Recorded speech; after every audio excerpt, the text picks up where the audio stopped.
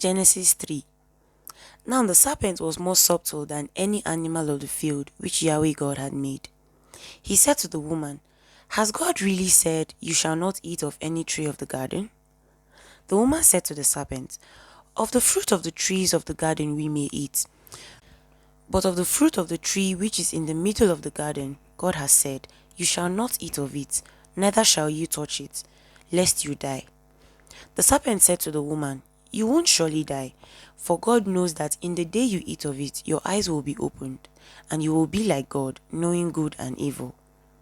When the woman saw that the tree was good for food, and that it was a delight to the eyes, and that the tree was to be desired to make one wise, she took of its fruit and ate, and she gave some to her husband with her, and he ate.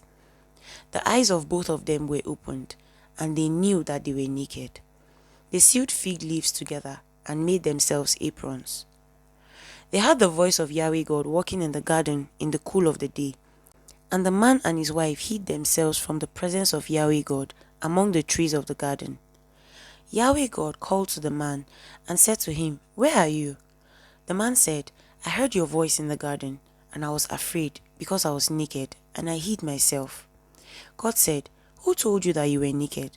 Have you eaten from the tree that I commanded you not to eat from?" The man said, "The woman whom you gave to be with me, she gave me of the tree, and I ate." Yahweh God said to the woman, "What is this you have done?" The woman said, "The serpent deceived me, and I ate." Yahweh God said to the serpent, "Because you have done this, you are cursed above all livestock, and above every animal of the field. On your belly you shall go, and you shall eat dust all the days of your life. I will put enmity between you and the woman, and between your offspring and her offspring. He will bruise your head, and you will bruise his heel." To the woman he said, "I will greatly multiply your pain in childbirth. In pain you will bear children. Your desire will be for your husband, and he will rule over you." To Adam he said, "Because you have listened to your wife's voice, and have eaten of the tree of which I commanded you, saying, 'You shall not eat of it,' cursed is the ground for your sake. In toil you will eat of it all the days of your life. It will yield thorns and thistles to you, and you will eat the herb of the field.